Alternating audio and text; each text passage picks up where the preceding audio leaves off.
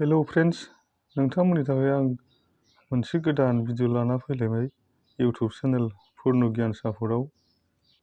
दिनैनि बे भिडिअआ बे 1 टाका सिकिनि सोमोन्दै जागोन लोगोफोर। नोंथांमोना भिडिअखौ जोबजासिम नायलां। भिडिअखौ नायनानै मोजां मोनोबा लाइक, शेयार, साबस्क्राइब खालामनानै हो लोगोफोर। बे सिकिया भारत छोड़ो आन्दोलन क्विट इन्डिया मुभमेन्ट 1992 मायथाइयाव बानायनाय लोगोफोर। सार्कुलेसन कइन कलकाता मिन्ट मार्क। बे सिकिनि बेसेना आथिखालावहाय 2024 आव बेसेबां सोलिनानै दङ बेनि भेलु आरो प्राइसआ, बेखौ आं नोंथांमोननो फोरमायनानै होनो नागिरदों। नोंथांमोनहा भिडिअखौ जोबजासिम नायलां, अब्लासो मिथिनो आरो बुजिनो हागोन। अभारसाइटजों लिरनाय दं भारत 1 रुपी। इंराजिजों लिरनाय दं इन्डिया 1 रुपिस। रिभारसाइडजों लिरनाय दङ भारत छोड़ो आन्दोलन क्विट इन्डियान मुभमेन्ट। बे सिकिखौ बबे धातुजों बानायनाय होननानै बुङोब्ला जों कइन्स बुकआव नायबा नुनो मोनो लोगोफोर। कपार निकेलजों बानायजानाय। बेनि अजना 6 ग्राम। साइजआ जाहैबाय 26 mm।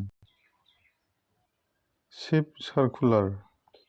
बबेयावहाय बानायनाय जादोंमोन होननानै बुङोब्ला जों कइन्स बुकआव नायबा नुनो मोनो लोगोफोर। बम्बे, कलकाता, हायद्राबादआव बानायदोंमोन लोगोफोर। नयदायाव बे सिकिखौ बानायनाय जायाखैमोन। आथिखालावहाय बिनि बेसेना 2024 आव बेसेबां थांदों, बेसेबां सोलिनानै दङ, बेखौ आं नोंथांमोननो फोरमायनानै होनो नागिरदों। नोंथांमोनहा भिडिअखौ मोजाङै जोबजासिम नायलां। मोजाङै खोनासं लोगोफोर। बम्बेयाव बानायनायना फाइन कन्डिशनबा 10 रां।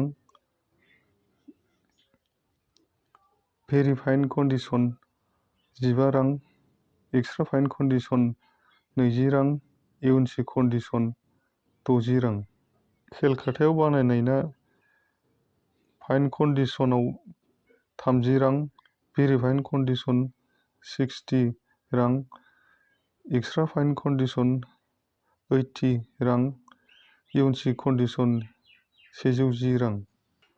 हायद्राबादाव बानायनायना फाइन कन्डिशना 15 रां। भेरि फाइन 20 रां। एक्सट्रा फाइन 30 रां। इउएनसि 80 रां।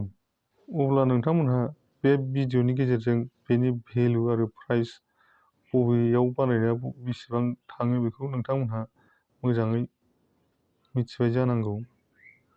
भिडिअखौ नायनानै मोजां मोनदोंबा अन्नानै लाइक, शेयार, साबस्क्राइब खालामनानै हो लोगोफोर। नोंथांनि बे बेसेन गोनां आसिजों थुनाय लाइक होनायानो आंनि थुलुंगाखांनाय। नोंथांनि बे शेयार खालामनायानो सुबुं माहारिनो मिथिहोनाय आरो नोंथांनि बे साबस्क्राइब खालामनायानो आंखौ सापर्ट होनाय। नोंथांनाव बेबायदि क्विट इन्डिया मुभमेन्टनि 1 रांनि सिकि दङब्ला नोंथाङा मोजाङै दोन।